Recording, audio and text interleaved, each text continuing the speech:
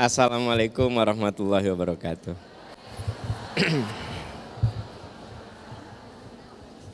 Bismillahirrahmanirrahim. Alhamdulillahirabbil alamin. La ilaha illallah wahdahu la syarikalah, lahul mulku wa lahul hamdu wa huwa ala kulli syai'in qadir. Asyhadu an la ilaha illallah wa asyhadu anna Muhammadan abduhu wa rasuluh.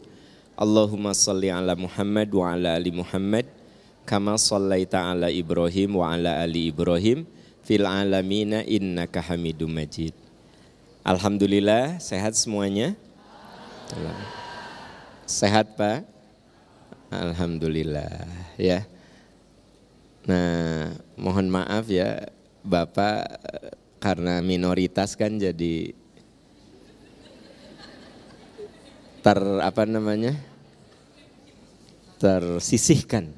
tersisihkan. Ya, terima kasih Bapak sudah hadir, Ibu-ibu, terima kasih sudah hadir ya. Sebab kalau Ibu Bapak tidak hadir, saya pulang lagi. Tapi kalau saya nggak ada, Ibu Bapak juga pulang lagi. Jadi artinya siapapun butuh orang lain, ya. Ibu Bapak, manusia itu hidup bergantung pada orang. Entah berapa orang yang mengerjakan baju saya, padahal baju saya sederhana, ya, murah, gitu.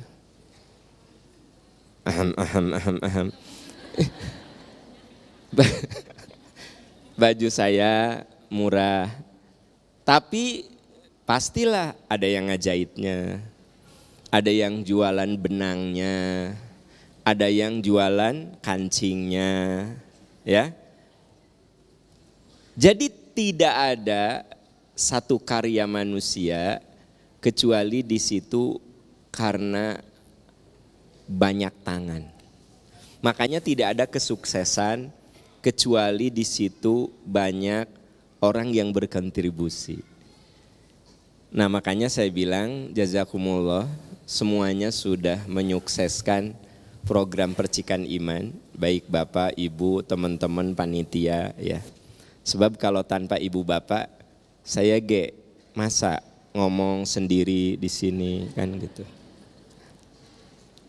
Nah, Bapak Ibu, ternyata dalam hidup itu kita tidak boleh menyepelekan kebaikan dan juga sebaliknya tidak boleh menyepelekan keburukan. Di sini ada nggak Bu yang bawa motor pernah terjatuh? Pernah apa sering? Nah, Bapak motor seringkali kepeleset, terjatuh karena nabrak batu besar atau karena pasir yang kecil. Nah, jadi banyak orang yang kepeleset itu karena pasir yang kecil. Artinya dalam kehidupan itu hati-hati, tidak sedikit orang yang celaka karena meremehkan. Tapi Anda perlu tahu juga, tidak sedikit suatu kesuksesan itu dibangun dari hal-hal yang kecil tapi rutin dilakukan. Ya. Jadi ada kesuksesan yang terbangun itu karena suatu yang kita anggap sepele, kecil, tapi dilakukan rutin aja terus. Maka dia menjadi sebuah bentuk yang nyata. Saya ambil contoh. Kalau kita terbiasa sedekah 1.000 tong 1.000, 500 rupiah. Masih ada sekarang uang 500 rupiah? Ada. 500 rupiah, 500 rupiah, 500 rupiah. Tiap hari, setahun sabaraha. Tuh, udah Anda mah, entong we dibere matematik.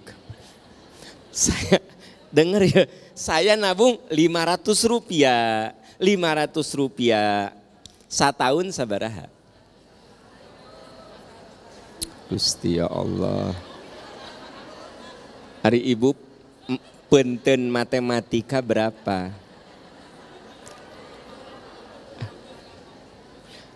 Kalau memang susah, 1.000 rupiah we. Gampang gerang hitung. Nah, 1.000. Setahun berapa? 365.000. Artinya gini, jangan menyepelekan kebaikan sekecil apapun. Sebab pada akhirnya akan menjadi besar. Dan jangan pernah menyepelekan yang kecil, keburukan sekecil apapun. Karena keburukan yang kecil itu bisa mencelakakan. Itu mah rumus dalam hidup. Rumus. Tiap hari saya baca satu ayat. Alif lam mim shadaqallahul adzim. Ya. Dzalikal kitabu la raiba fihi hudal lil muttaqin. Shadaqallahul adzim. Bukan per sholat seayat, per hari seayat. Maka setahun saya bisa melewatkan 365. Mun saya tanya jujur satu persatu, ada yang 1 tahun tidak menamatkan 100 ayat. Tong sareri ayat tuh. Enggak, kalau saya tanya dengan jujur, ada nggak di sini dalam 1 tahun tidak tamat 100 ayat? Ayat lah. Ya memang ada yang tamat, tapi ada. Kedengaran nggak? Saya bilang Anda pokoknya sehari seayat, paling tidak setahun 365 ayat sudah Anda tamatkan. Ya, terus seayat. Gimana kalau tiap ba'da sholat seayat? Berarti sehari 5, berarti setahun berapa ayat? Entah nggak dikasih. Anda mah jangan diberi kali-kali yang pecah. Tahu saya kelemahan Anda. Gampang 365 kali 5 sabaraha.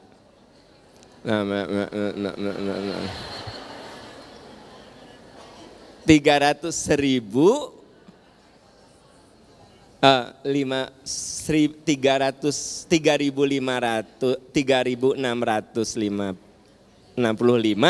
kali 5 seberapa? Tuh kan, kebayang sama Anda. Jangan suka menyepelekan gini, sa sholat saayat, mun satahun mah udah banyak. Nah jadi ya wajar kalau Allah mengingatkan dalam satu surat yang sering kita baca, famay ya'mal mithqala dzarratin khairan yara.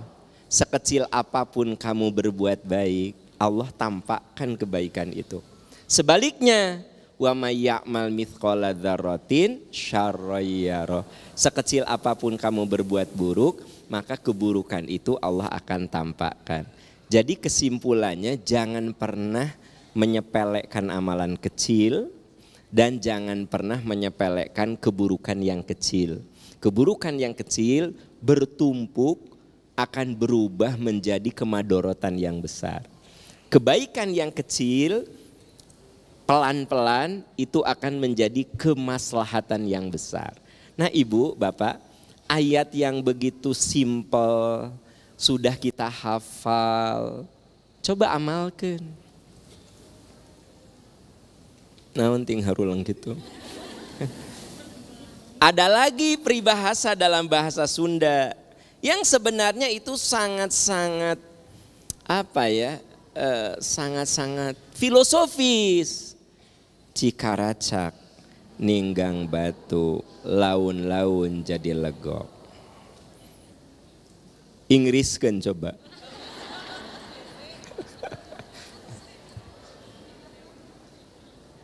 Ada yang Inggriskan kia, water drop into stone. Ya, ahli bahasa bener ente. Ya, Cikaracak ninggang batu, water drop into stone. Ya. Cikaracak ninggang batu, laun-laun jadi legok. Ya. By the time being whole. Teing bener teing teh ta Inggrisna teh. Ya. Daripada teh diajar. Jadi tetesan air yang kecil dan lembut. Celak. Jadi Cikaracak itu tetesan yang jatuhnya lembut. Tak, tak, seperti suara detak jam. Tak, tak. Jadi Cikaracak itu dalam bahasa Sunda tetesannya lembut. Tuh, cok cok cok cok cok cok, bukan gitu. Apalagi kocok kocok kocok itu. Jadi yang namanya Cikaracak itu Pak, tetesan air kecil, lembut. Tak, tak, tak, seperti suara detak, detak jantung, detak jam. Anda mau ayat detak jantung kan? Iya tah.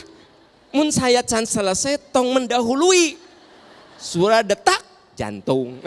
Suara detak jam, tak, tak, tak, lama-lama ya itu bisa memberikan bekas. Batu yang begitu keras itu berlubang. Nah, sahabat-sahabat sekalian, Anda sering mendengar lah, kita semua sering mendengar bahwa zaman dulu sebelum kenabian Rasulullah Sallallahu Alaihi Wasallam ada dua raja diraja, maharaja gitu, maksudnya penguasa yang sangat terkenal. Ada di belahan timur, ada di belahan barat.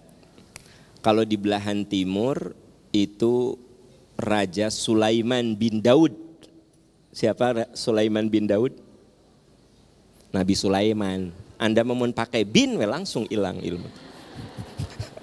Sulaiman bin Daud siapa? Siapa ya? Nabi Sulaiman dan Dzulqarnain. Itu dua raja yang hidup di belahan timur. Qadarullah, ini adalah orang soleh. Dzulqarnain, Nabi Sulaiman orang soleh. Itu di belahan timur. Di belahan barat kita pernah mendengar Raja Bukhtanasar, rada asingnya. Nu hiji deui Raja Namrud, kenal? Kenal. Anda mah mau Namru tak kakara kenal.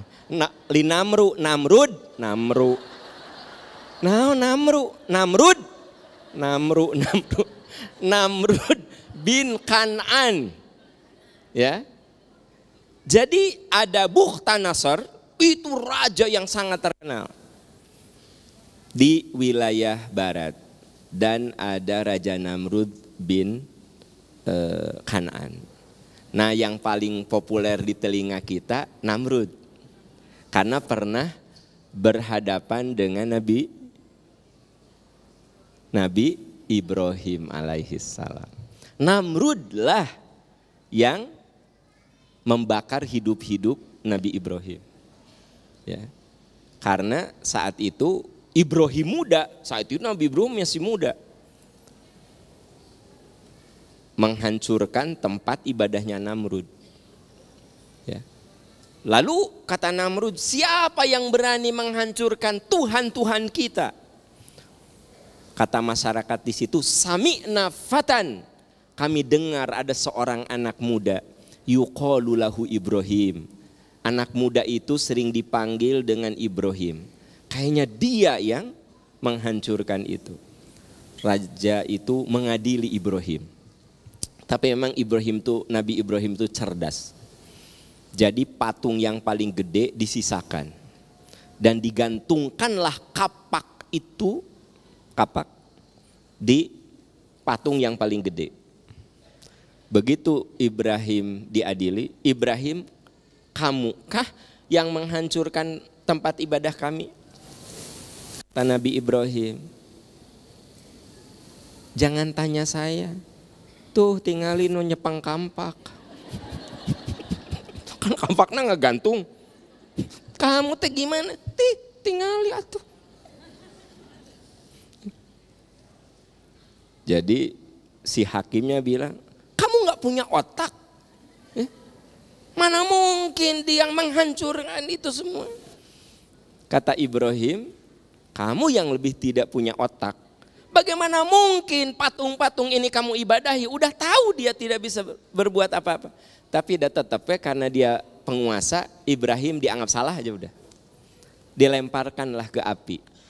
Nah saat itu Nabi Ibrahim ditolong. Yana rukuni bardawas. Itu kejadiannya dengan Raja Namrud. Nah sebenarnya dalam kejadian itu ada riwayat yang jarang dikutip. Jadi ketika Ibrahim itu dilemparkan ke lautan api, ke api yang menyala-nyala, itu ada burung pipit. Apa Bu burung pipit? Burung kecil. Orang Sunda bilang mah kapinis. Apa? Oh ya, kapinis. Orang Garut tak kapinis, orang Ciamis ya. Ujung Berung, kapinis. Burung pipit, burung kecil Bu. Ternyata eta burung kecil teh begitu Ibrahim dilemparkan, dia mengejar. Dan dia mematuk bajunya Ibrahim. Jadi seperti seolah mau apa? Ngangkat. Terangkat tidak? Terangkat tidak? Tidak. Sahan mau ngangkat hari Anda. Sahan, makanya burung pipit bisa ngangkat badan Nabi Ibrahim. Kan Nabi Ibrahim dilempar tah, blu kan gitu. Dikejar tah ku burung pipit, cut gitu kan. Berhasil? Tidak. Dengar baik-baik. Kata burung pipit itu kalau bicara, aku mah yang penting berusaha membela orang benar. Sekalipun hanya dengan patukan yang kecil. Sekalipun aku tidak berhasil, Tuhan mencatat, Allah mencatat, aku menyelamatkan orang baik. Gitu. Jadi si burung pipit itu sama sekali tidak memberikan pengaruh. Ya kebayang atuh, dilempar, dikejar, bajunya cek gitu kan, coplok lah. Badan manusia dengan burung pipit nggak ada apa-apanya. Nah, ini yang jarang disebut riwayat. Ternyata Pak Bu, kita itu kudu belajar dari peristiwa ini. Sekalipun kita dianggap tidak berhasil, sekalipun ece-ece abal-abal, yang penting kita sudah berbuat sesuatu yang baik. Si burung pipit itu berusaha membela Nabi Ibrahim dengan patukannya, tapi tidak berhasil. Nah di dalam riwayat At-Tabari ditunjukkan bahwa kita ini yang penting berbuat sesuatu. Ya. Sekalipun mungkin tidak ada artinya, tapi si burung pipit itu ngajarin kita sok berbuat sesuatu, gitu. Ya. Jadi ibu, kalau ada yang ngaledek gitu, kamu kemana? Ngaji. Nah balik deui, tenepi. Nepi ka gang we. Kabayang tuh. Pas di gang, astagfirullah, nggak ada uang. Kan Bu tetap kudu ongkosan ke sini teh. Awas jangan sampai pas turun teh, saya muridnya Ustadz Aam ya. Jangan, kudu mayar Anda. Masa nggak tahu majelis percikan iman? Kudu mayar. Awas, misalnya naik angkotnya, tadi itu di Parapatan 5 ke sini, anggaplah berapa ribu? 3.000. Tetap kan kudu mayar. Jangan gini, muridnya Ustadz Aam ya. Mau MPI dong, untuk mayar. Aya orang yang dari gang keluar, pas mau naik mobil, nggak ada uang. Itu seperti burung pipit yang tadi. Ke MPI nggak nyampe, ilmu nggak dapat, tapi dia sudah melangkahkan kaki. Pertanyaan saya, dicatat nggak sama Allah? Catat. Suami ibu mau pulang, ibu dandan. Ternyata bedak habis. Dikeplak-keplak teh bener-bener habis. Si bedak teh. Lipstik geus garing.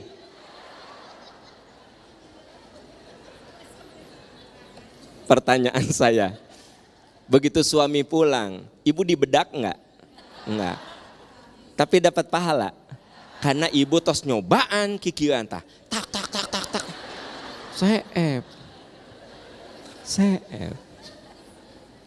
Jelas, Bu? Itu teh seperti burung pipit yang mau menyelamatkan Ibrahim, dia sudah melakukan sesuatu. Mertua Anda datang ke rumah. Ya? Mama, bade ente bade kopi. Ya. Teh seep, kopi seep. Mama, ari Yuswa kange mama mah sayana cai bodas we nya. Air bening. Mau anget mau dingin mah, gitu kan. Haneut weneng kompor teh seep deh. Mama, ari wayah kieu mah sayana mah tiis. Pertanyaannya, eta si mantu dapat pahala? Tah, Pak, saya ingin cerita belajar dari burung pipit teh kayak begitu. Ya, nah, kemudian Anda tahu kan, Raja Namrud itu berkuasanya, kerajaan Namrud 400 tahun tak terkalahkan. Berarti 4 abad. Tapi Anda tahu nggak, menurut riwayat, Namrud itu jatuhnya bukan oleh tentara berkuda yang hebat. Bukan oleh tentara terlatih yang hebat. Tapi Namrud itu menurut riwayat matinya dengan bala tentaranya itu karena ada wabah.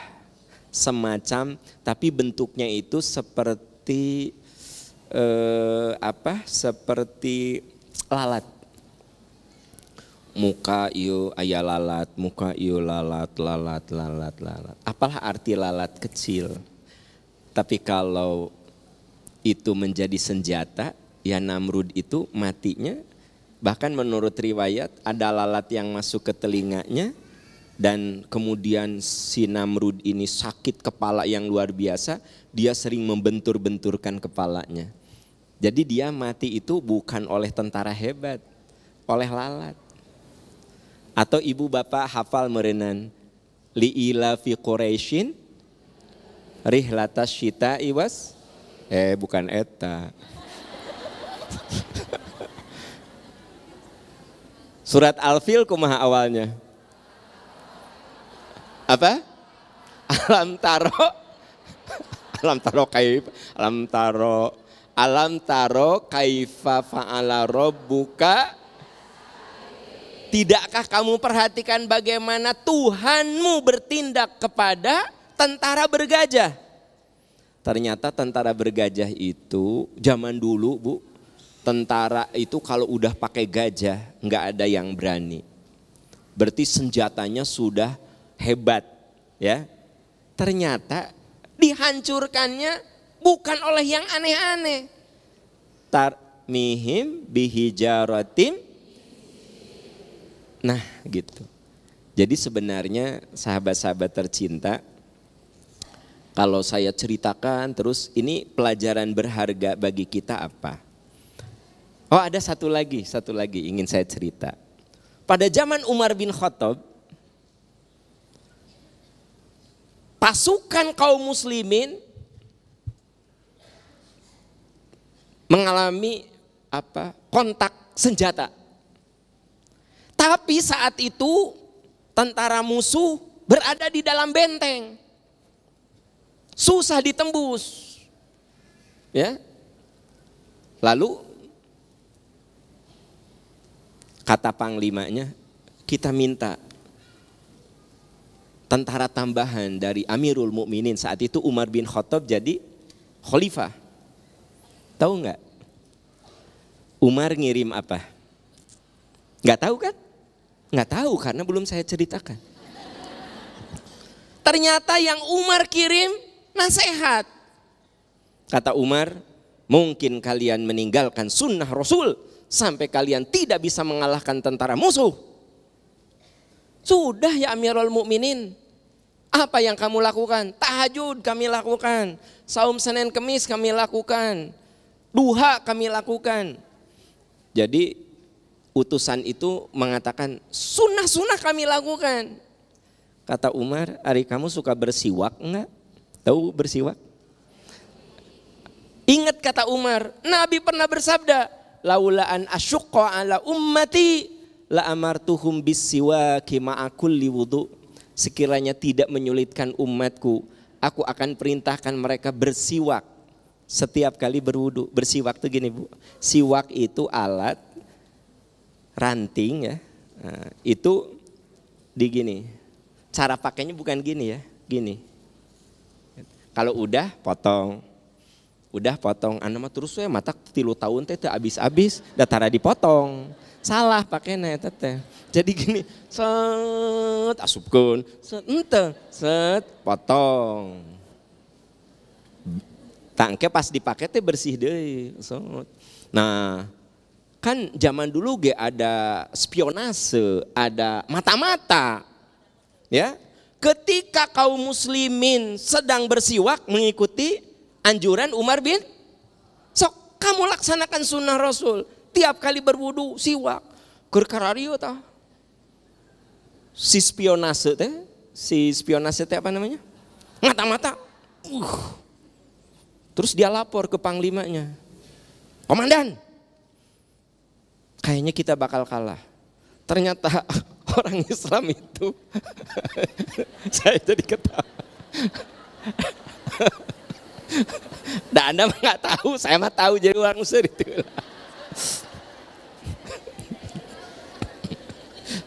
Itu cenah tentara Islam. Kita ngeri dengan mereka. Pasti kita dicabik-cabik oleh gigi mereka. Mereka sedang ngasah gigi. Kerkiot, keur ngarasah gigi. Kan gini nih. Kita. Ya. Jadi diintip, ganas ya cenah. Digegel ima orang kampung. Pasti yuk ganas. Jangan-jangan tentara Islam itu akan memakan kita. Cek si komandannya, bagaimana kamu tahu begitu? Demi Allah muncul bahasa orang mah. Swear cenah. Maknya kafir demi Allah. Swear. Komandan, saya lihat dengan mata kepala saya. Mereka tiap hari 5 kali mengasah giginya. Apa yang terjadi? Si komandan tadi mentalnya geus jatuh. Jadi tidak terjadi pertumpahan darah, hanya takut digigitku umat Islam. Karena tiap hari diasah. Padahal eta teh sunnah gitu. Eta ge ngan ek salat wungkul. Tah Bu, ya. Ternyata Umar bin Khattab cerdas. Damanya khalifah bodoh. Nah. Kata khalifah teh, "Nah, Bu, Pak, apa pelajaran berharga?" Ini banyak sekali pelajaran berharga dari sini, ya. Ini saudara-saudaraku tercinta, saya bercerita histori ya, sejarah yang terjadi gitu loh. Saya ingin mengajak pada Bapak Ibu saudara-saudaraku berpikir yang jernih bahwa saya tadi bilang nggak ada sebuah kesuksesan kecuali karena banyak orang. Ya. Islam mengajari kita innamal mu'minuna ikhwah. Sesungguhnya orang beriman itu bersaudara. Ciri orang yang bersaudara itu kata Nabi seperti sebuah jasad, kal jasadil wahid. Kalau gigimu sakit, maka seluruh badanmu menanggung sakit itu. Kalau kamu demam, ya, maka seluruh badan menanggung rasa demam itu. Kalau kakimu sakit, maka seluruh badanmu menanggung rasa sakit itu. Nah, kita akhir-akhir ini rasanya sering menangis kalau menonton, mendengar berita saudara-saudara kita di Palestina yang dijajah. Jadi Anda berpikirnya gini, Palestina itu negara yang dijajah gitu. Penjajahnya itu Israel. Makanya Indonesia melalui Menlu ya berpidato di PBB bahwa kami Indonesia konsisten dari dulu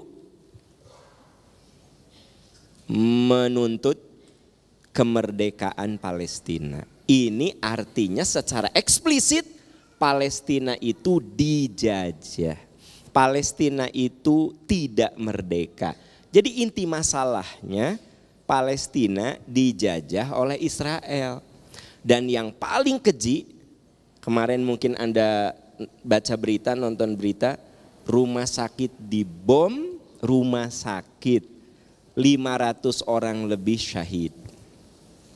Sedihnya kita, ya, banyak orang yang nggak ngerti persoalan ini, kekewe menganggap itu adalah sesuatu yang dianggap wajar, padahal itu sesuatu yang sudah di luar batas-batas kemanusiaan. Maka berbuatlah seperti burung pipit yang menyelamatkan Ibrahim, minimal dengan untaian doa kita. Teman-teman tiap tahajud doakan, ya Allah saudara-saudaraku di Palestina diberi kesabaran, ketabahan, kekuatan, diberi pertolongan ya Allah. Kalau ternyata kita bisa membantu dengan 10 rupiah, 100 rupiah, 1000 rupiah, lakukanlah. Kenapa? Lakukan seperti burung pipit tadi, ya, gitu. Nah, dan dengan doa-doa kita, boleh jadi tentara Palestina itu dengan segala keterbatasannya, ya, tapi kamin fi'atin qalilatin ghalabat fi'atan katsiratan. Betapa sering jumlah yang kecil bisa mengalahkan jumlah yang banyak. Minimal ada kepedulian, jangan cuek. Baik, udah jauh kan itu, jauh, gitu kan? Jangan gitu. Itu adalah saudara kita. Ya.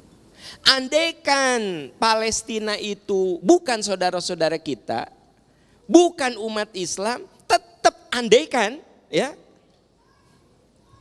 kita kan kudu menolong orang yang dizolimi. Kebayang nggak? Misalnya Palestina itu bukan Islam, ya, berbeda agama dengan kita, kan tetap kita tidak setuju dengan kezoliman, dengan penjajahan. Paham maksud saya? Andaikan, anggaplah misalnya Palestina itu bukan orang Islam, tapi ketika anak-anak dibunuh, perempuan-perempuan dibunuh, rumah sakit dibom, ya, masa kita tidak menjerit dengan kezoliman itu? Apalagi Palestina itu saudara-saudara kita seagama, lebih-lebih lagi. Nah, maksud saya ingin mengingatkan, jangan cuek, minimal doa. Man ra'a minkum munkaron falyughayyir biyadihi. Siapa lihat kemunkaran, ubah dengan kuasa. Kalau enggak dengan kuasa, fabilisani, dengan lisan. Nah, saya dengan lisan ini ngajak, ya. Kalau tidak bisa, fabiqalbi, sok atuh minimal doa ke gitu, ya.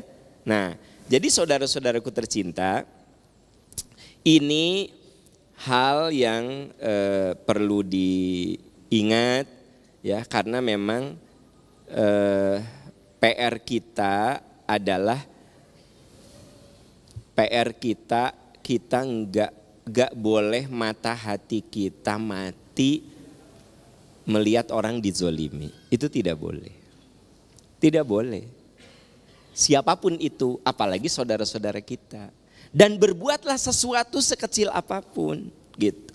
Jadi kalau ada orang minta tolong ke saya nggak bisa nolong, ya, minimal saya doakan gitu.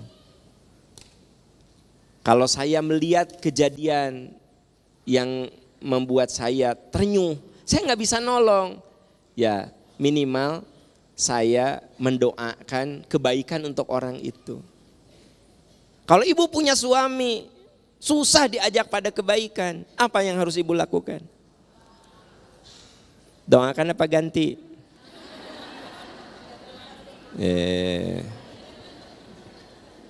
Apa? Tergantung keadaan. Punya suami dolim, ku ibu didoakan. Boleh gitu? Boleh. Ibu KDRT sering disiksa ku suami. Padahal suami ibu teh hidupnya dari ibu. Ya.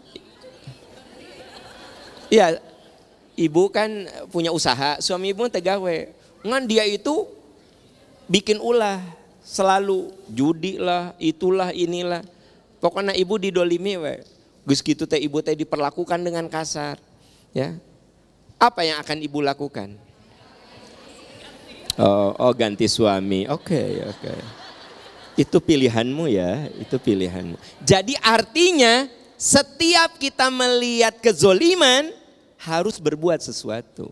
Jangan diam, jangan menutup mata, jangan pura-pura nggak tahu.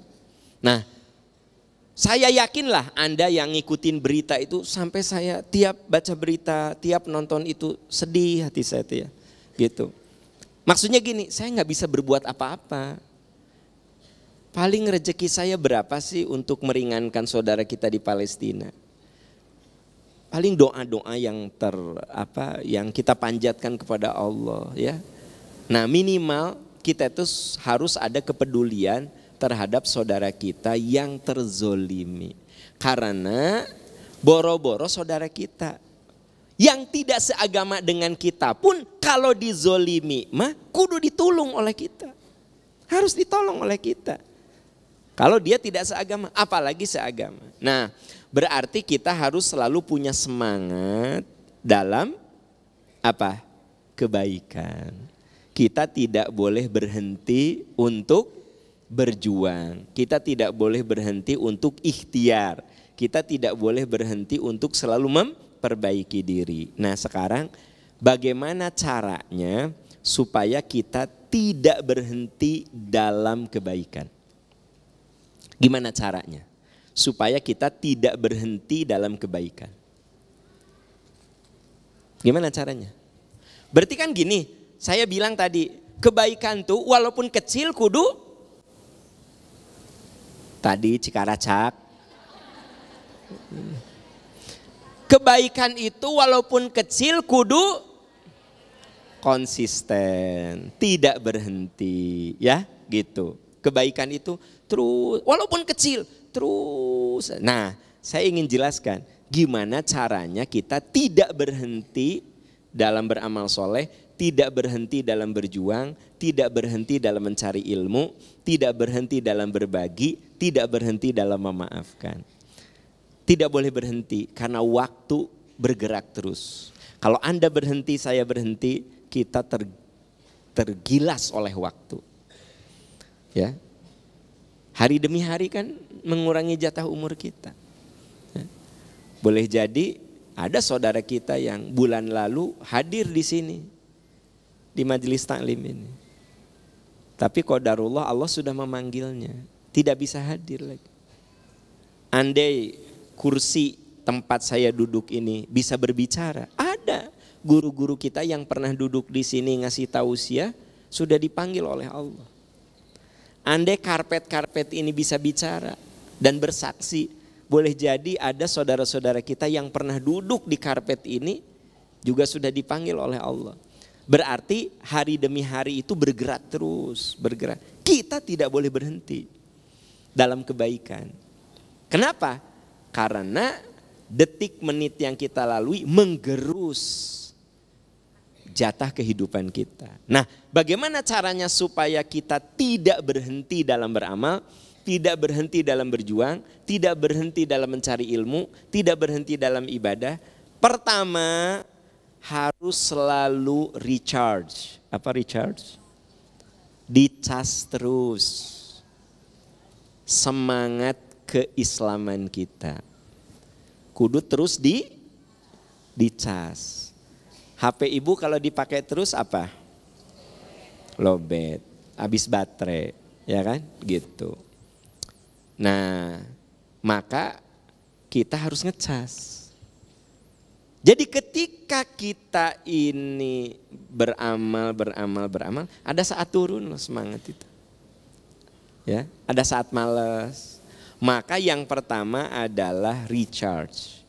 Dicas terus. Apa namanya? Diperkuat terus. Giroh. Giroh itu semangat. Semangat keislaman kita. Ya. Harus di-charge. Di-charge-nya dengan apa? Di-charge-nya dengan apa? Dengan nasihat. Ibu teto soream tahajud deh, dengar nasihat keutamaan tahajud semangat deh. Ibu teh geuleuh ningali salaki teh ya Allah, hayang utah. Dengar nasihat mamah dedeh semangat deh. Kan gitu. Bapak teh rudet ningali istri teh. Dengar nasihat semangat deh. Ya. Gitu. Ada seorang suami, ya mah kudu ganti istri teh. Kudu ganti, orang geus teu kuat. Dengar tah nasihat, Bapak. Manusia mah selalu ada plus minus. Bapak punya istri, Bapak ganti dengan istri yang baru. Nah, istri yang baru tuh ada masalah juga. Ada masalah juga. Cek si bapak teh. Ah, mun kitu mah tong diganti ah. Nah, karena ada nasihat kan? Padahal tadi geus mantep. Pokoknya ya kudu diganti. Bismillah. Tapi sebelum diganti, aya pengajian di sini, dengerin. Ustadz nanti tiba-tiba cerita gitu. Anda tahu nggak? Kita nikah dengan manusia kayak apapun, dia punya kekurangan. Anda ganti istri Anda dengan yang baru pasti punya kekurangan. Ganti lagi, pasti punya kekurangan. Untuk apa ganti-ganti? Mendingan tambah. Cek Ustadz eta teh. Teu kudu baeud atuh Bu, ya kan saya teh lagi mencontohkan. Tadi naik diganti, oh ya. Ganti ge pasti ada masalah. Maksud saya betapa pentingnya dengar nasihat. Yang tadinya lemah, males tahajud teh. Anda dengar nasihat. Ibu bapak, tahukah Anda Rasulullah itu dijamin masuk surga. Tapi seumur hidupnya beliau tidak pernah absen tahajud. Enggak pernah. Bu, saya tadinya udah mulai enggak tahajud lagi. Kenapa? Baginda Rasulullah yang dijamin masuk surga, tahajudnya enggak pernah absen. Masa aku kayak begini? Jadi rajin tahajud deh, bener enggak sih? Nah gitu ya.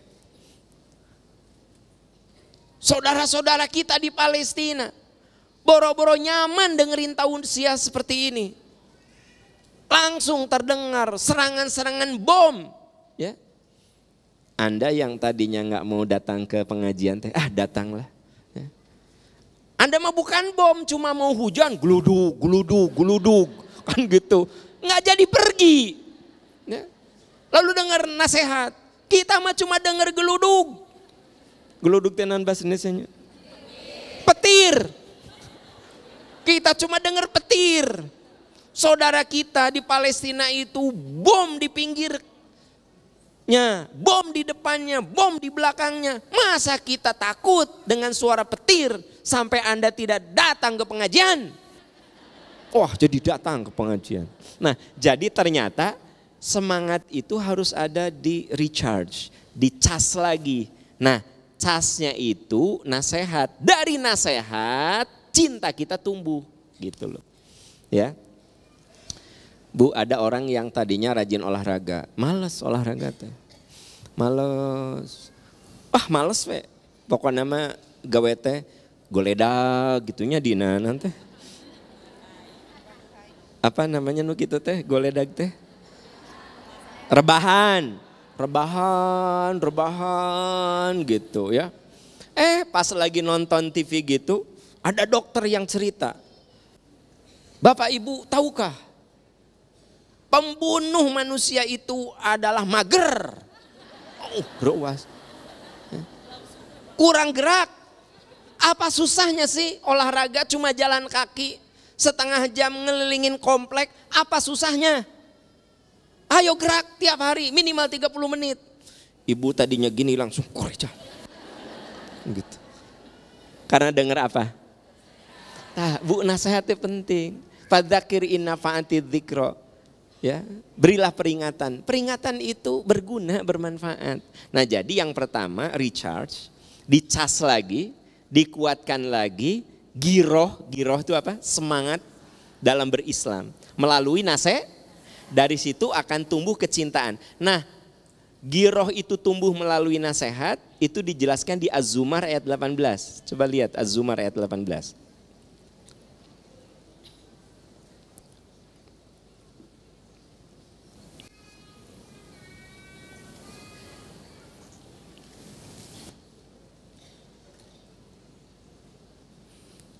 Ada? Az-Zumar itu surat ke berapa? Nah.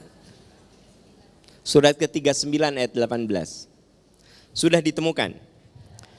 Alladzina yastami'unal qaula. Betul itu?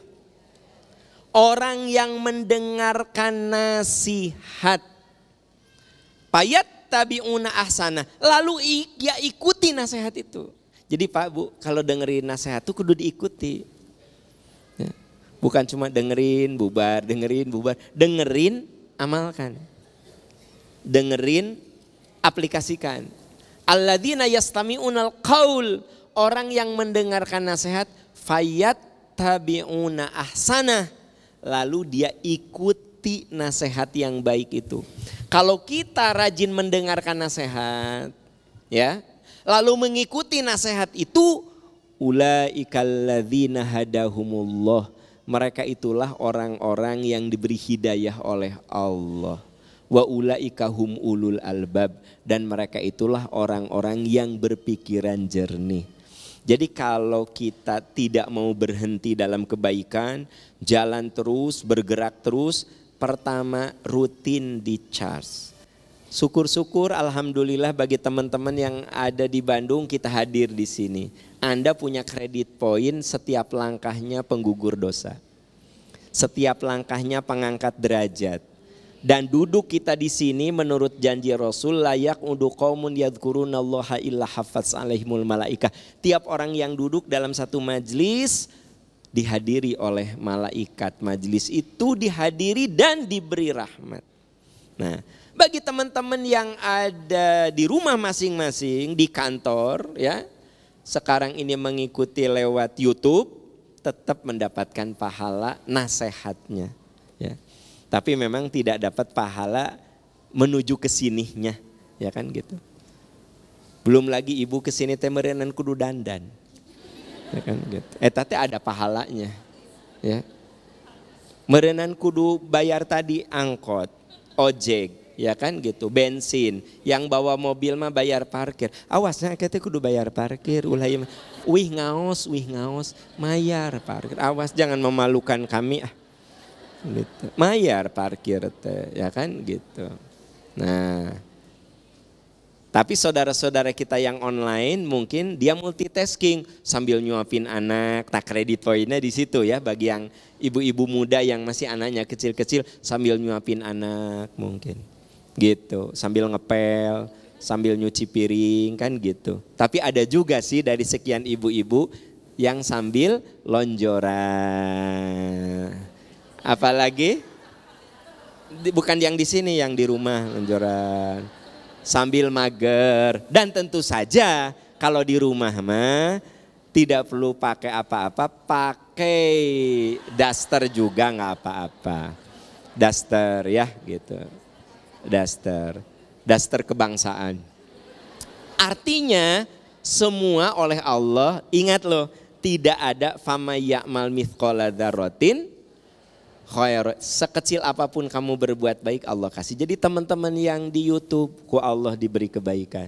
Ibu bapak yang datang ke sini, ku Allah diberi kebaikan. Ya, yang nyatet ku Allah diberi kebaikan. Yang nggak nyatet dikasih kebaikan juga. Kan kia?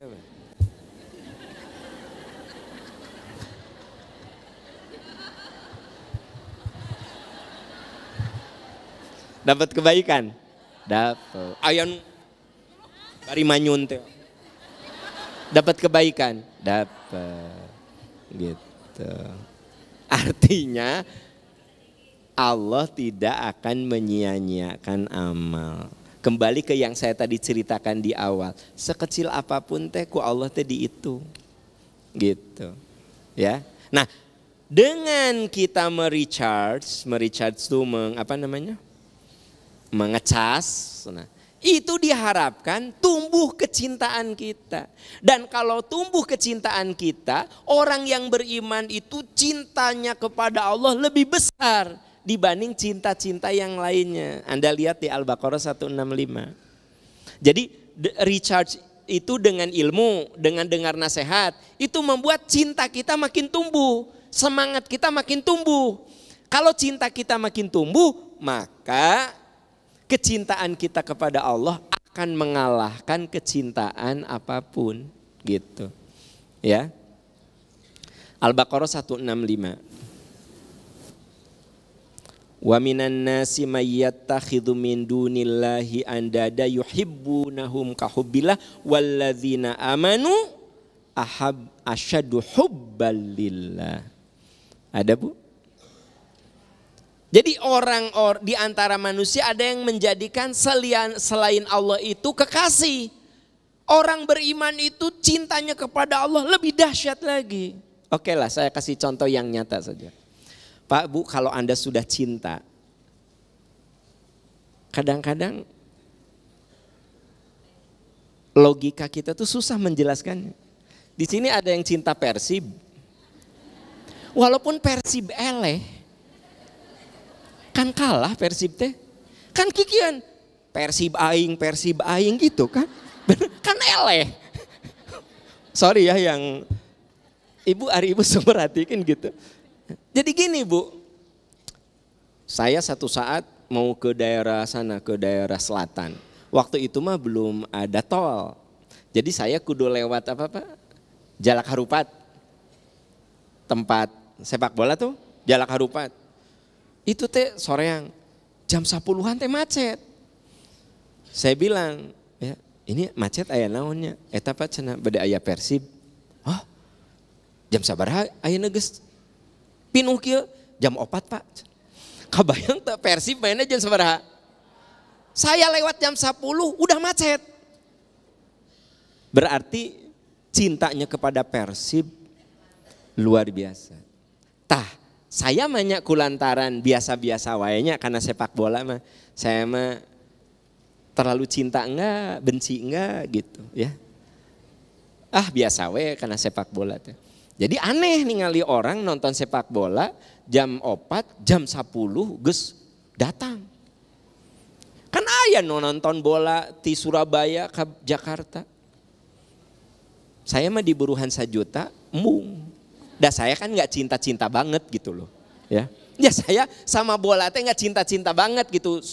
Karena saya gak cinta banget, maksudnya ya ada saat cuma ujungnya wongkul. Persib menang eleh, tuh kan cek orang kayak eleh deui cuma gitu wungkul. Jadi maksudnya ya cuma pengen tahu aja Piala Dunia gitu kan gitu. Ada teman saya dia matanya teh sampai teler karena selama Piala Dunia bangun jam 2 ya gitu. Saya mah pas final maca berita siapa juara dunia. Kenapa? Da cinta saya kepada bola biasa aja gitu loh. Tapi orang yang cinta itu dahsyat. Nah kebayang gak Bu? Orang yang cinta sama Allah, orang-orang sedang tidur, Anda mah udah bangun jam 3 karena cinta sama Allah. Ya. Orang yang tidak cinta sama Allah maki uyuhan maneh. Eta jam 2 untuk apa? Seperti halnya saya bilang, ngapain sih main jam 4, jam 10 udah hadir. Nah, karena saya tidak ada cinta. Tapi bagi orang yang cinta, luar biasa. Orang yang tidak cinta dengan pengajian, ya, Anda tinggal di ujung Berung, mau kemana pengajian? Siapa? Ustadz Aam. Emang di ujung Berung, Ustadz? Hah? Emang gak ada. Di Lembang, ya? emang di Lembang uang pengajian? Ih, ariman.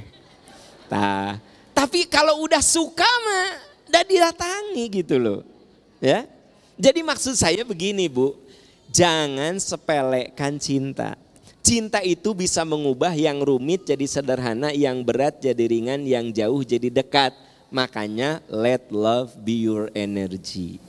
Biarkan cintamu menjadi energimu. Saya yakin ibu-ibu di sini pernah Anda begadang 3 malam tapi kuat ketika anak Anda sakit. Karena ada cinta. Digolerkan, gendong deui. Gendong deui. Bapak-bapak mah kieu ambil selimut, ayah mah tidur di luarnya, cenah besok kan kudu ngantor dina kursi. Bapak mah, istri kita mah gendong tidur, gitu. Tapi ibu kok kuat? Karena ada cinta di situ. Jadi Bu, kalau cinta itu energi yang luar biasa. Nah ternyata kalau kita ingin punya giroh kecintaan terhadap Islam tuh kudu sering dengar nasihat. Kalau giroh cinta itu sudah tertanam pada diri kita, Anda akan punya kekuatan yang luar biasa. Tadi Ustadz Ihsan cerita tentang haji ya. Bu, saat haji kadang-kadang saya susah mencerna. Waktu manasik, aya jamaah nu baru 2 putaran ge udah teu kuat. Ustadz abdi mah teu kiat. Ya, enggak kuat Bu. Padahal praktikum, tapi pas di sana ya Allah, tawaf kuat, sa'i kuat. Yang saya terkagum-kagum ketika di Mina itu nggak ada ojek ya. Jadi dari tenda ke tempat melempar jumroh itu bisa 4 kilo, one way 4 kilo teh. Bahkan kalau kebagiannya di paling ujung, one way itu bisa 7 kilo.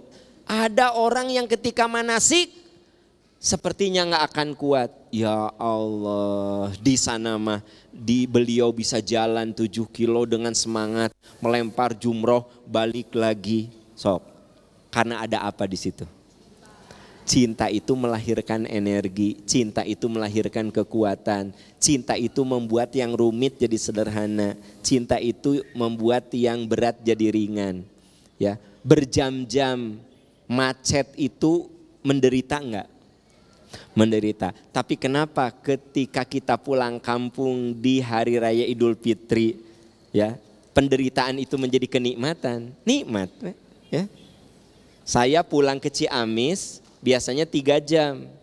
Kami pernah 16 jam, ya. Tapi nikmat, sebab saya akan bertemu dengan orang-orang yang saya cinta. Emak, bibi, keponakan ngumpul di sana. Jadi walaupun 16 jam, kabayang ya, kumpul dengan dulur-dulur yang jarang ketemu gitu kan. Nah gitu. Bahkan pernah biasanya 10 jam, 11 jam. Pernah di waktu mau lebaran 3,5 jam. Apa kata anak-anak waktu itu masih kecil? Nggak rame, lancar gitu. Jadi begitu lancar teh nggak rame. Kan gitu. Meni asa nggak dapat feel-nya. Feel ya kan. Biasanya kan feel-nya Idul Fitri itu kan bermacet-macetan. Begitu tidak macet, ngomong nanti apa? Nggak dapat feel-nya lebaran ini mah. Nah, kenapa? Ada cinta di situ. Nah, jadi saudara-saudaraku tercinta, kalau semangat kita ingin terus berkobar dalam kebaikan, dalam ibadah, dalam perjuangan, dalam mencari ilmu dan lain sebagainya, recharge terus, cas terus iman dan pikiran kita dengan nasihat. Begitu nasihat itu terus, semoga kecintaan kita bertumbuh. Dan ketika kita cinta itu bertumbuh, walladzina amanu asyaddu hubbalillah. Dan orang yang beriman itu cintanya kepada Allah melebihi cinta apapun. Itu yang pertama. Nah, yang kedua, ingat bahwa kita akan dihisab sendiri-sendiri. Dihisab tuh masing-masing. Saya, Anda udah gak akan mikirin siapa lagi. Gimana caranya saya selamat dah. Gitu. Ya. Coba lihat surat Ghafir ayat 17.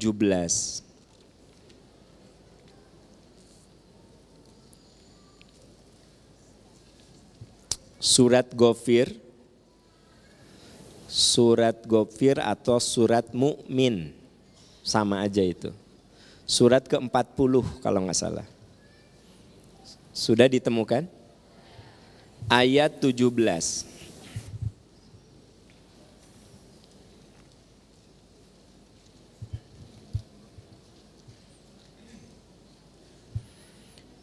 Al-yauma, betul ayatnya itu? Al-yauma tujza kullu nafsin bima kasabat. La zulmal yauma innallaha sari'ul hisab. Pada hari ini, hari apa? Oh, Kamis. Hari kebangkitan. Hari Kamis. Anda mah ya jam sakieu geus teu konsen ya. Pada hari ini, hari apa? Kamis. Hari kebangkitan. Ya. Tujza kullu nafsim bima kasabat. Setiap jiwa, setiap orang, setiap diri diberi balasan sesuai apa yang dikerjakannya. Tidak ada yang dirugikan pada hari pembalasan itu. Innallaha sari'ul hisab. Sungguh Allah sangat cepat perhitungannya. Jadi Bapak Ibu ya, Anda itu enggak usah khawatir dengan catatan pahala. Jadi saya tuh suka bilang, kita tuh kalau beramal jangan mikirin gini, Pak Am, duha pahalanya apa? Enggak tahu atuh Bu, ya enggak semua duha gitu. Pak Am, tahajud pahalanya apa? Ya sholat sunnah yang dicontohkan Rasul. Oh cuma gitu, ya udah enggak. Kita ini sudah terlalu sering mendengar bila ini pahalanya ini, bila ini pahalanya ini, bila ini pahalanya ini. Dengar sayang, andaikan Anda berbuat sesuatu, Anda tidak berharap pahala. Anda cuma mengatakan, saya ingin dapat ridho Allah aja. Maka seluruh yang Anda dan saya lakukan, pasti tercatat pahalanya dengan akurat. Sedikit pun tidak akan dikurangi. Sekalipun Anda tidak mikirin pahala. Innallaha sari'ul hisab. Di sini Allah sangat cepat perhitungannya. Tidak ada seorang pun yang terzolimi. Jadi Anda kalau melakukan sesuatu tuh udah gak usah mikirin pahala. Pasti sari'ul hisab. Catatan Allah mah akurat. Ya. Saya ketemu Bapak cuma senyum aja. Aya catatan. Ibu ketemu suami, baeud we. Aya catatan. Iya, aya Ibu. Salaki balik wayah kieu. Nah, aya catatan. Aya catatan. Suami pulang, Ibu teh keheul ka salaki, tapi Ibu senyum. Ayah, mau minum apa, mau mandi dulu, apa mau bobo dulu gitu. Ya maksudnya istirahat. Naon maksud Anda? Ya bobo teh istirahat gitu. Ngomong gitu aja ada pahalanya.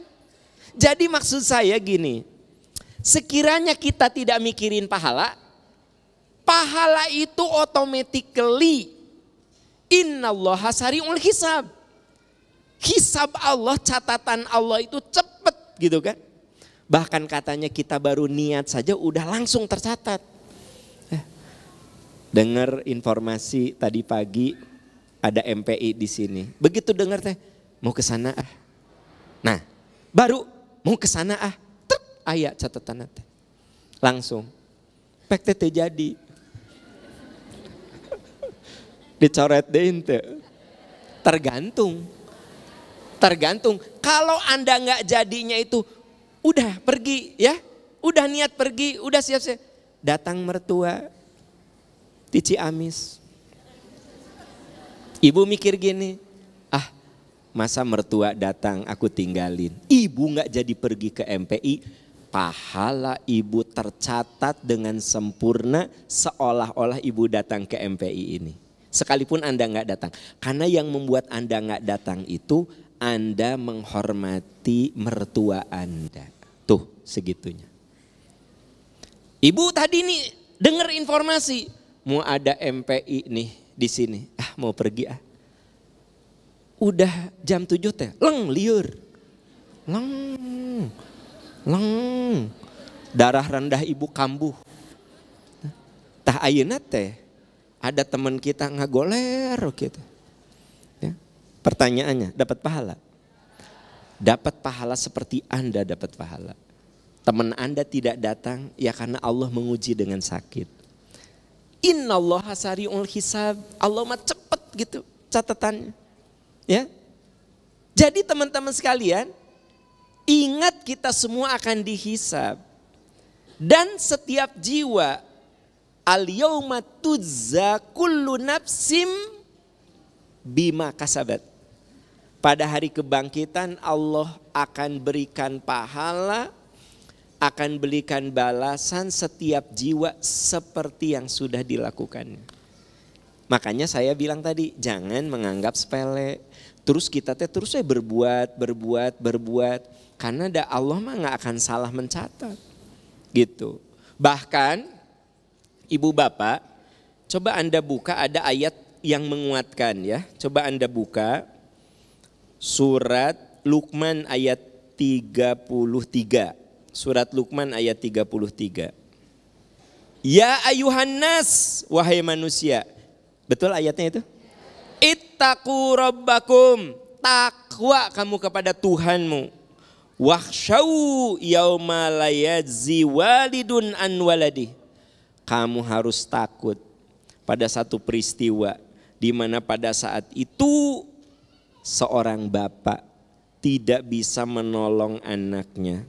Wala mauludun huwa jazin an walidihi syai'a. Seorang anak tidak dapat menolong bapaknya sedikit pun. Inna wa'dallahi haqqun. Ingat, janji Allah mah pasti benar. Fala taghurrannakumul hayatud dunya. Jangan sampai kehidupan dunia itu membuat kamu lalai. Wala yaghurrannakum billahil ghurur. Dan jangan sampai kamu terperdaya oleh orang-orang yang memperdayakan kamu. Ayat itu jelas, Bu. Ayah gak bisa nolong anak. Anak gak bisa nolong ayah. Ya, gak bisa saling nolong. Bahkan ibu di surat Abasa lebih detil lagi. Fa'idha ja'atis sohoh, ketika terjadi kebangkitan, yauma yafirul mar'u min akhi. Saat itu teman akan meninggalkan temannya. Wa ummihi wa abih, meninggalkan ibu bapaknya. Wa sohibatihi wa bani, meninggalkan anak dan pasangan hidupnya. Likul limri minhum yauma idzin sya'nu yugni. Setiap orang hanya ngurusin dirinya sendiri. Jadi kenapa kita kudu ingat hisab kita mas sendiri-sendiri. Sebab kita tuh gak bisa nolong teman kita, anak kita, orang tua kita. Ya, jadi Bu, kalau ibu mau ke pengajian gak usah bergantung sama orang. Ani, jadi hente kamu ke pengajian. Cek Ani teh, aku tadinya mau ngaji tapi ibuku kurang sehat. Aku mau nganter ke dokter. Jadi kamu nggak pergi? Enggak. Ya udah aku juga enggak. Sok ayat anu kitu. Anda pikir engke di akhirat si Ani teh nungguan Anda? Bu Ani teh nungguan Anda? Bu Ica itu nungguan Anda? Enggak. Kalau Anda punya teman, Rita ngaji enggak? Aku enggak ngaji, ya udah aku sendiri gitu. Iwan, kamu ngaji enggak? Sorry teu jadi ngaji, nya geus urang sorangan gitu. Anda mah masih bergantung sama teman, tahu saya ge. Itu bahkan sudah sampai di halaman masjid. Nelpon, adik kamu geus di masjid, urang teu jadi, balik deui. Teu ngarti aku, teh udah di halaman masjid tahu nggak? Jadi kamu teh ngaji, sugan teh geus di jaro. Tahu nggak? Balik deui. Nauzubillah aku. Yang saya ceritakan mitos apa fakta? Ada kejadiannya. Insaf saudara. Jadi nanti teh kita nggak bisa saling nunggu. Bapak, kalau bapak ngebangunin istri, mah udah jam 3 mah, tahajud mah. Kata istri teh, iya bentar. Tungguan lah 2 menit. Mah tahajud. Tinggalkan Pak. Wudu, sholat. Ulah ieu mah nya geus ditungguan ku papa. Pas pagi-pagi teh ayah teh tahajud, kan mamah ge henteu. Apa? Jangan gitu loh Pak. Istri diajak ngaji, mau alhamdulillah. Istri diajak ngaji, susah. Itulah, inilah. Ayah mamah teh mau ngaji enggak? Wallahu a'lam istikharah dulu. Nges ku ayah tinggalkan. Istikharah mau ngaji, istikharah bagaimana itu? Nggak ngerti aku teh.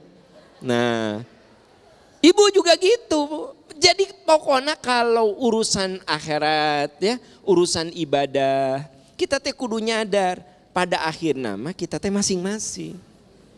Makanya jangan ngaji, jangan bergantung ke orang gitu. Berbuat baik nggak usah bergantung ke orang. Ngajak orang yang diajak mau, alhamdulillah itu jadi pahala. Nggak mau, Anda sendiri pergi gitu, ya, gitu. Adik kamu mau sedekah, nggak tahu ya. Jadi kamu hente, nggak seorang hente. Kenapa? Anda mau sedekah 100.000, pas lihat babaturan, kamu sabaraha? Orang 10.000, nggak seorang 25. Nah, Anda teh jadi turun. Tadinya mau 100 karena teman 20, Anda jadi jangan. Anda niatnya 100 gitu. Nah itu kalau dalam hidup itu kita kudu berprinsip Allah akan membalas setiap orang itu sesuai ikhtiarnya sendiri-sendiri gitu. Dan Allah tuh maha adil teman-teman semuanya. Jadi Allah itu akan melihat proses wa qul malu fasayarallahu amalakum. Berikhtiar, beramal. Allah akan lihat proses amal. Ini teh beda, orang yang hadir di sini teh pahala nanti beda-beda sesuai dengan ikhtiarnya. Maaf, yang rumahnya di seberang masjid ini di ditu ya kan gitu. Beda ikhtiarnya dengan Bu Leo yang dari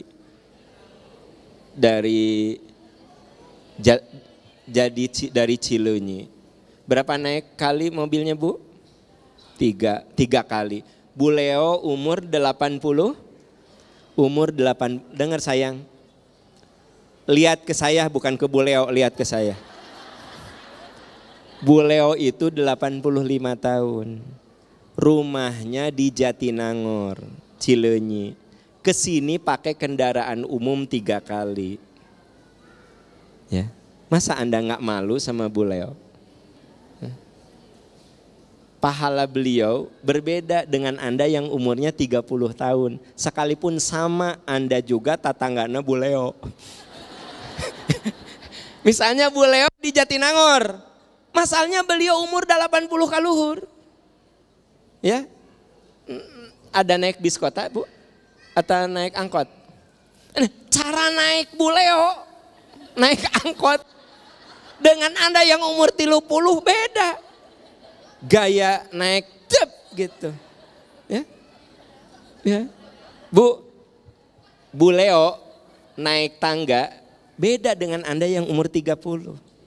Satu langkah Bu Leo mah. Anda mah ku satu kaki ge celek bisa. Beda enggak pahalanya? Allah itu akan memberikan pahala berbeda sesuai ikhtiar, usaha, kadar. Itulah maha adilnya Allah, maha adil. Ya, gitu. Anda yang ngagutrut nyatet. Beda pahalana jeung nu kieu we.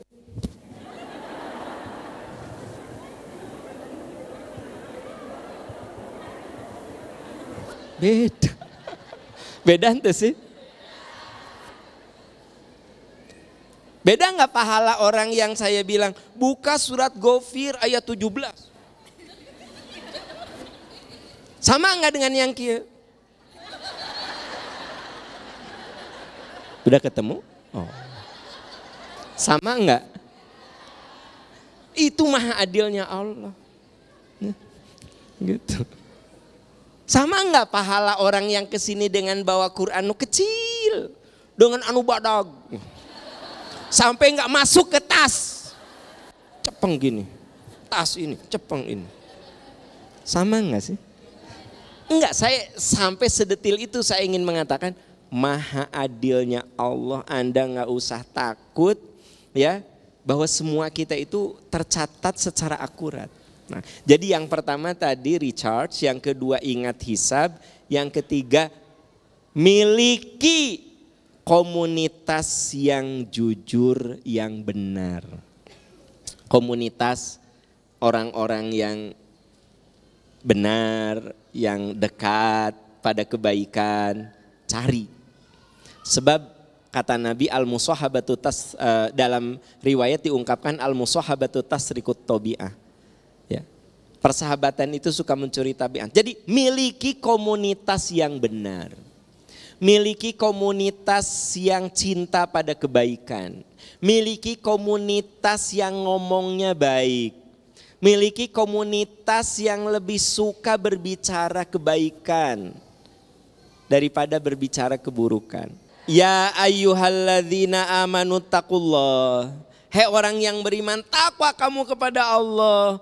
Wa kunu ma'as shadiqin, dan hendaklah kamu bersama orang-orang benar, benar imannya, benar amalnya, benar omongannya, benar niatnya. Jadi kalimatnya itu sangat bersayap indah. Kamu hendaklah bersama orang benar, benar ngomongnya, benar kelakuannya, benar janjinya, benar perilakunya. Kamu bersama orang benar gitu. Benar niatnya. Kan ayah nungan niat tungkul. Teteh ngaos insya Allah. Teteh ngaos insya Allah. Niatnya benar tapi tidak nyata gitu ya. Insya Allah we segala teh. Teteh ngaos insya Allah. Insya Allah. Maka kita kudu berjuang memiliki komunitas yang benar. Benar omongannya, benar kelakuannya, benar niatnya, benar perilakunya. Pokoknya benar gitu ya. Nah, kalau kita selalu berada di komunitas yang benar, mudah-mudahan aura kebenaran itu, ruh kebenaran itu kita rasakan. Gitu ya. Bahkan kata Rasulullah SAW, inna minan nasi nasan mafatihul lil khair maghalibul lisyar.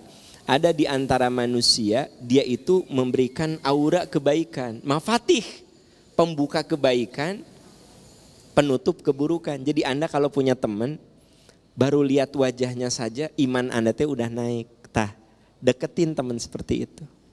Anda mau berbuat dosa, lihat teman Anda teh langsung asa jadi nggak jadi gitu berbuat dosa teh. Nah, ya. Saya tadi malam tidur tuh nggak nyenyak. Karena pengen cepet-cepet ketemu dengan orang-orang yang punya aura kesolehan. Asa pengen cepet jam salapan tadi. Sebab begitu saya duduk kan Anda nggak ngomong kan. Saya lihat wajah Anda teh iman saya teh cus naik. Itu mafatih, pembuka kebaikan, ya kan gitu. Yang paling bahaya mun ningali jelema eta asa hayang ngomongkeun batur. Berarti kan aura na teh aura keburukan. Pokoknya mun ketemu jeung jelema eta asa hayang ngomongkeun batur, asa hayang gibah. Hati-hati tah. Ya, gitu. Saya dulu seneng badminton, Pak. Ketemu orang itu teh, orang teh niat badminton ge jadi ingat kana kok. Jadi mun ketemu orang itu teh jadi hayang badminton. Coba teh. Wajah nanti juga kok, tapi maksud saya teh. Jadi mun ketemu teh asa hayang badminton gitu, Pak. Nah gitu ya. Nah, mun saya lihat bapak teh asa ingin dekat sama Allah teh. Lihat ibu teh asa ingin menjauhi dosa dan maksiat. Nah, berarti Anda itu mafatih, pembuka kebaikan. Jadi bagaimana kita ini menjadi shodiqin. Hendaklah kamu bersama orang yang benar. Benar omongannya, benar niatnya, benar pikirannya, benar kelakuannya. Sehingga kita memancarkan aura-aura kebaikan. Nah yang keempat, waspada bisikan keburukan.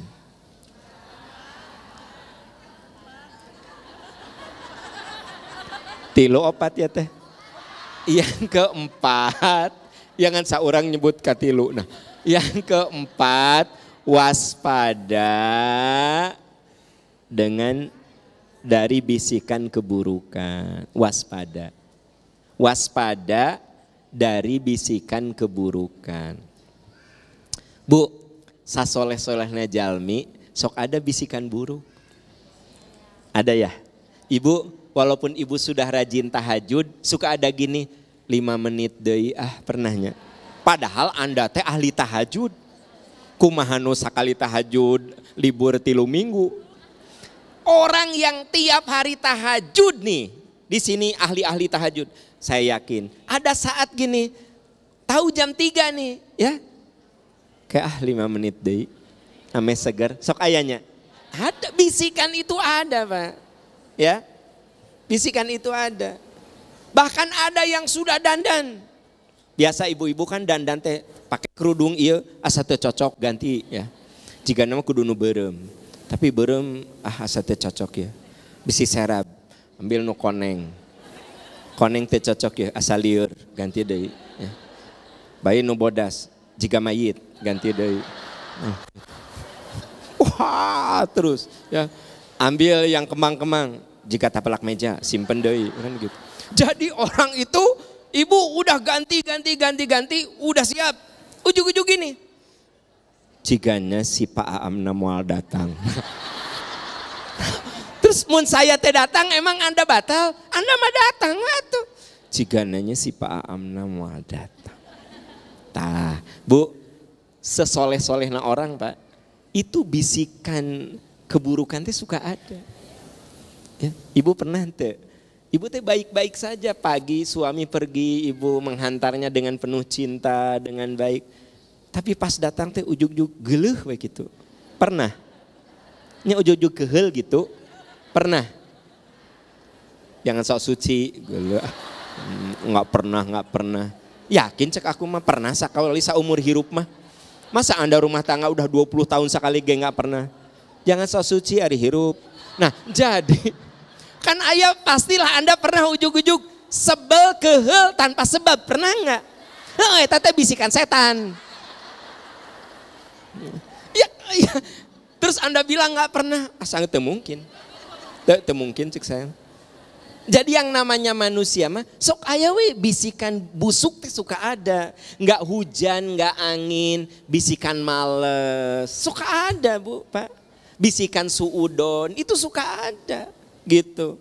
Bahkan Anda sudah berbuat baik pun suudon teh belakangan. Ada saudara minta tolong, ku Anda teh udah ditolong, geus gitu teh buang ngabohongnya. Nah, pernah teh gitu. Anda teh padahal sudah berbuat baik, tahu enggak? Ya ada dulur ya. Neng, ya, bibi teh pinjem uang 200.000 untuk obat. Oh, bi teu kedah nambut atau sok we tong diemutan untuk bibi we ngasih. Ikhlas karena Allah ngasih 200.000, 300.000 jang ongkos. Ikhlas.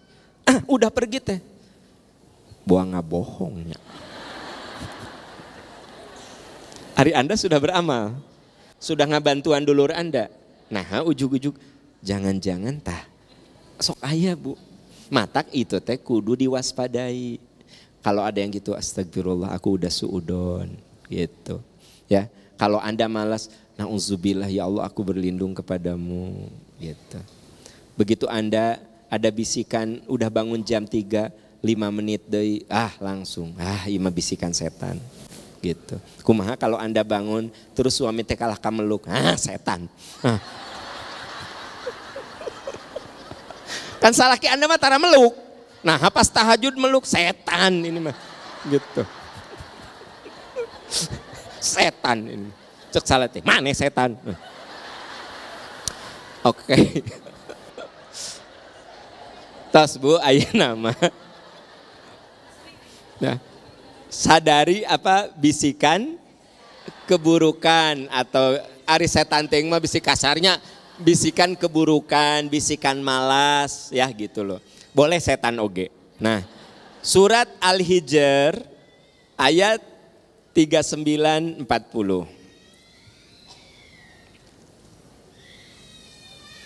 Ini antisipasi bisi salah, cari dari Al-Fatihah sampai dengan An-Nas.